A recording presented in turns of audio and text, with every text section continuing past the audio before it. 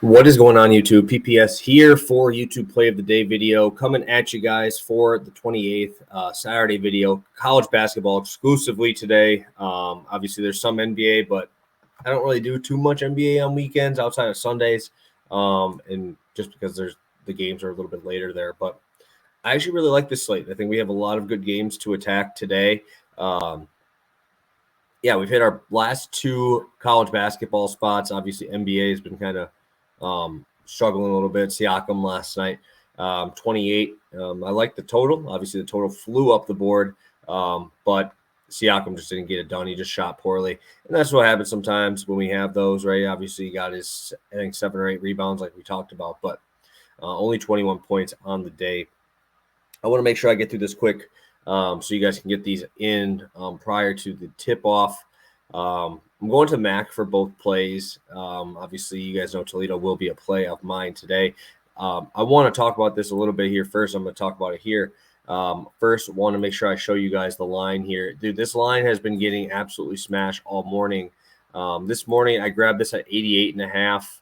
I don't think it's fair to you guys now that it's sitting at 89.5 for me to give you the line at what I got it at. But yeah, this was 88.5. The total was 163.5, and now it's 165. It is flying up, and for good reason, right? Toledo is scoring at an elite rate this season. We're also seeing them defend extremely poorly as well, which really helps these totals and Toledo to continue to stay on the gas. Again, I always talk about Toledo as one of the top first half scoring teams, still number 3 in the country at 41 points per game. I was really contemplating the 42.5 first half. Again, that moved up to 43.5. I got it out at VIP this morning, and it was still 42.5. It's just moving everywhere. Toledo is moving everywhere. 14th in the country in adjusted offense, 302 in adjusted defense. But hey, we're going to run fast.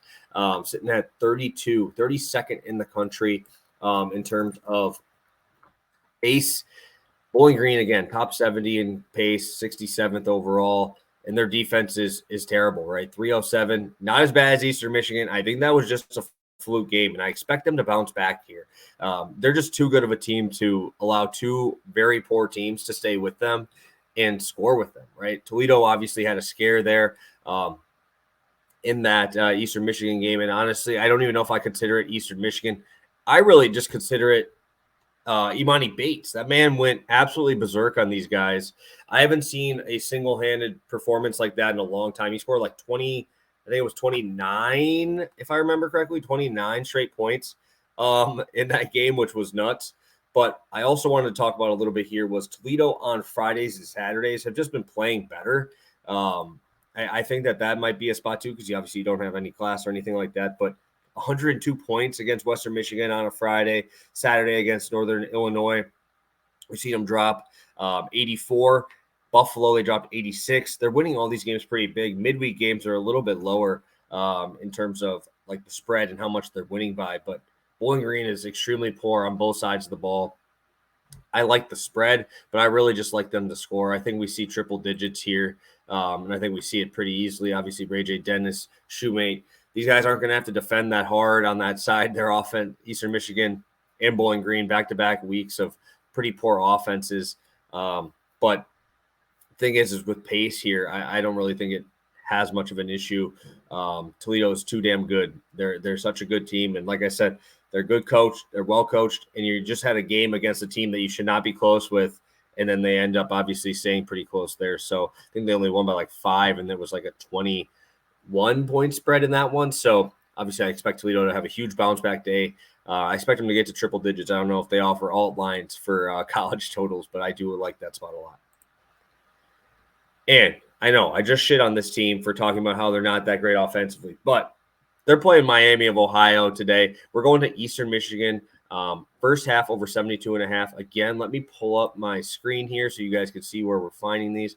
I believe both my plays today will be FanDuel lines for sure. Let me pull it up. 72.5 minus 120. And then let's get into it. Obviously, I talked about this a little bit against Toledo, but Eastern Michigan is absolutely awful in the first half, right? They're one of the worst teams in terms of defense in the first half. 39.6 points per game allowed in the first half. Miami of Ohio is 10th on that list. They allow 38.7 points per game in the first half. Both of these teams cannot play defense at all, right? Both of those teams, if they just play their average defense, will get ran through by the opposing team. I don't bet Miami of Ohio much, but like I said, their defense is just terrible. Their offense is right? They're in the middle, right? Middle of the pack in the conference, still averaging 74 points per game, but they have 3 13-plus point scorers. That will be more than enough to score on this Eastern Michigan defense, as long as they're hitting their shots. And then obviously we go over to Eastern Michigan. And I mean, it's the Imani Bates show, right? 20 points per game, but they also do have 2 12-point scorers to kind of have them on the side to help him out a little bit, because obviously Imani Bates is a stud coming from Memphis there, transferring over, trying to get that draft stock up. But I do really, really like this spot with 2 very, very poor defenses. I don't really think you can say it any nicer than that. These guys are just really, really bad defensively and stopping anything, right? 3-point shooting, bottom, right? They're in the bottom half of the country. Everything that you could possibly want. Eastern Michigan fouls a lot. They give up a lot of threes. I talked about this whole breakdown against them against Toledo. Toledo just didn't make their shots, but I don't think Miami of Ohio is going to really do that. They're not that good of a 3-point shooting team. I expect this to be them going down into the paint, attacking. I think they know what they're good at, right? Their 2 top scorers, Leary and Safford, are averaging 15-plus, but we're looking at Leary, 91% free throw shooter. Eastern Michigan is one of the top fouling teams in the country as well.